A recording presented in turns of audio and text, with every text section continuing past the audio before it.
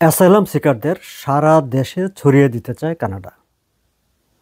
Federal government এই নিয়ে কাজ করছে। তারা মনে করছে বর্তমানে কেবলমাত্র দুটি প্রভিন্সেই বেশি সংখ্যক অ্যাসাইলাম সিকাররা এসে অবস্থান নেওয়ায় অন্টারিও এবং কুইবেক এই দুটি প্রভিন্সের উপর প্রচণ্ড রকমের চাপ পড়েছে এবং এই দুটি প্রভিন্সের সামাজিক, রাজনৈতিক, অর্থনৈতিক অবস্থার উপরও একটি বিরূপ প্রতিক্রিয়া তৈরি হতে শুরু করেছে।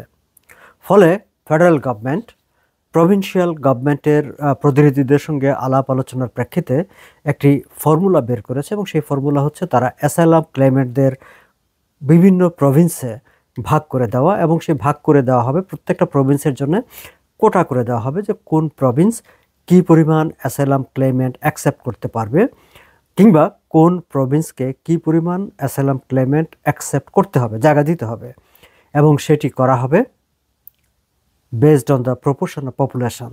যেই প্রভিন্সের জনসংখ্যা বেশি সেই প্রভিন্সকে বেশি সংখ্যক অ্যাসাইলাম ক্লেমেন্টদের জায়গা দিতে হবে, যেই প্রভিন্সের লোকসংখ্যা কম সেই আনুপাতিক হারে সেই সংখ্যাটি নির্ধারণ করা হবে। ইমিগ্রেশন মিনিস্টার মার্ক মিলার আজ ওটুয়ায় এই তথ্য জানিয়েছেন বলে কানাডার ন্যাশনাল পোস্ট খবর দিয়েছে। এই বিষয়টি একটু আপনাদের সামনে তুলে ধরতে চাই। দর্শক, আপনাদের সবাইকে স্বাগত জানাচ্ছি। সঙ্গে আছি আমি শওকত আলী সাগর।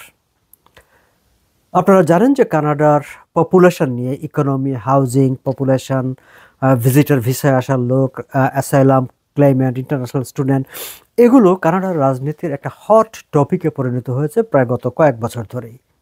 এবং জাস্টিন ট্রুডোর আগামী নির্বাচনে বিজয়ী হয়ে আসা না আসা তার জন্য একটা চ্যালেঞ্জ হয়ে দাঁড়িয়েছে মূলত তার ইমিগ্রেশন পলিসি। এবং এই যে এত সংখ্যক লোক কানাডায় এসেছে ইন্টারন্যাশনাল স্টুডেন্ট হিসাবে, ভিজিটর হিসাবে, কিংবা টেম্পোরারি ওয়ার্কার হিসাবে, এবং অ্যাসাইলাম ক্লেমেন্টের সংখ্যা যে বেড়ে গেছে, এটি নিয়ে বিরোধী দল কনজারভেটিভ পার্টি প্রবল চাপ তৈরি করেছে এবং এটি মোটামুটি একেবারে একটা রাজনৈতিক স্পর্শকাতর বিষয়ে পরিণত হয়েছে। আমি আজকে শুনছিলাম একটি টুইটে কনজারভেটিভ পার্টির প্রধান পিয়েরে পোলিয়াব, যিনি সংসদে বিরোধী দলের নেতা, তার একটা বক্তব্যের ভিডিও ক্লিপ আমি শুনছিলাম। সেখানে তিনি বলছেন যে ব্রাম্পটনে একটি বাড়ির বেসমেন্টে 25 জন লোক থাকছে, এরকম একটি তথ্য পাওয়া গেছে। তিনি বলছিলেন কানাডার কোনো কোনো জায়গায় এখন আন্ডার এজ মেয়েদেরকে পতিতাবৃত্তিতে লিপ্ত করা হচ্ছে এবং বডি ব্যাগে করে, মানে কফিনে করে অনেককে নিজের দেশে ফেরত পাঠানো হচ্ছে। পিয়েরে পোলিয়াব যে কথাগুলি বলছেন, এটা যে কোনো দেশের জন্যে, এমনকি ডেভেলপিং কান্ট্রির যদি চিত্র হয়, সেটি অত্যন্ত মর্মন্তুদ চিত্র এবং চিন্তিত হওয়ার, আতঙ্কিত হওয়ার মতো একটি চিত্র। আর সেটি যদি কানাডার মতো একটি ডেভেলপড কান্ট্রির চিত্র হয়, তাহলে যেসব দেশে মানবাধিকারের কথা খুব বেশি বেশি করে বলা হয়, তাহলে সেটি নিয়ে তো আরও বেশি উদ্বিগ্ন হওয়ার, চিন্তিত হওয়ার কারণ আছে। যাই হোক, এগুলো হচ্ছে আনুষঙ্গিক বিষয় যে টোটাল ইমিগ্রেশন, পপুলেশন, এর সঙ্গে মিলিয়ে যে রাজনীতিটা কানাডাতে বর্তমানে চলছে, সেগুলো নিয়ে হয়তো আলাদা করে কথা বলা যাবে কখনো।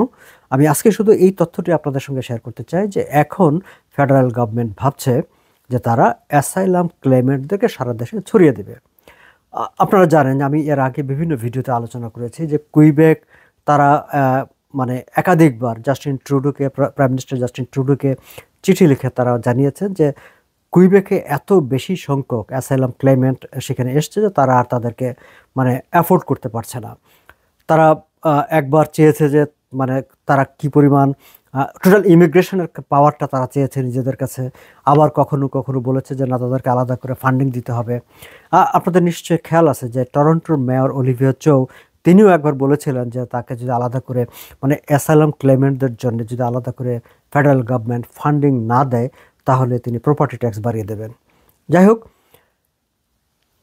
যেই তথ্য উপাত্য আমরা পেয়েছি, মানে সেই তথ্য উপাত্ত থেকে দেখা যায় যে প্রায় 2,35,825 জনের মতো অ্যাসাইলাম ক্লেমেন্ট এই মুহূর্তে মানে এখন আছে। তার মধ্যে সিংহভাগ হচ্ছে কুইবেক এবং অন্টারিওতে। ফলে তারা কুইবেকে এখন যেটা প্রায় 99,535, আবার অন্টারিওতে হচ্ছে 52,000,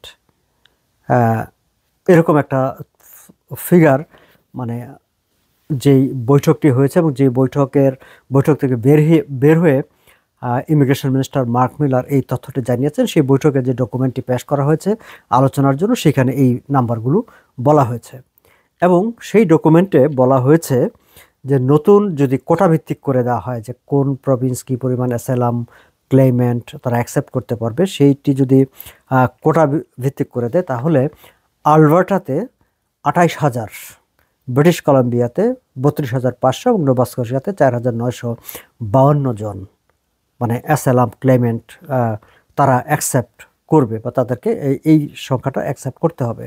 এবং কোটা যদি চালু হয়ে যায় তাহলে অন্টারিওতে মানে এখন যেই পরিমাণ আবেদন আছে তার থেকে তাদের 13,954টি আবেদন কমে যাবে, কারণ কোটাতে তাদের এর চেয়ে কম সংখ্যক অ্যাকসেপ্ট করতে হবে। অপরদিকে কুইবেকে 47,671 জন কমবে। সো ফেডারেল গভর্নমেন্ট আসলে এখন ভাবছে যে এটি কেবলমাত্র মানে অ্যাসাইলাম ক্লেমেন্টদেরকে কেবলমাত্র কুইবেক এবং অন্টারিওতে সেন্টার্ড না রেখে তারা যেন ছড়িয়ে ছিটিয়ে পড়ে পুরো কানাডায় যায় এবং পুরো কানাডার পপুলেশনে এক ধরনের একটা ভারসাম্য তৈরি হয়, সেই ব্যবস্থা করার দিকে মনোযোগী হয়েছেন। এবং সেই ব্যবস্থার অংশই হচ্ছে মানে অ্যাসাইলাম ক্লেমেন্টদের জন্য একটা কোটা ব্যবস্থা করে দেওয়া, যে কোন প্রভিন্সে কী পরিমাণ অ্যাসাইলাম ক্লেমেন্ট তারা অ্যাকসেপ্ট করতে পারবে, এর বেশি তারা করবে না বা করতে পারবে না, ফলে নানা জায়গায় একটা ব্যালেন্স তৈরি হবে। আজ এই পর্যন্ত দর্শক, ভালো থাকবেন। আগামী ভিডিওতে নতুন কোনো তথ্য নিয়ে হাজির হব।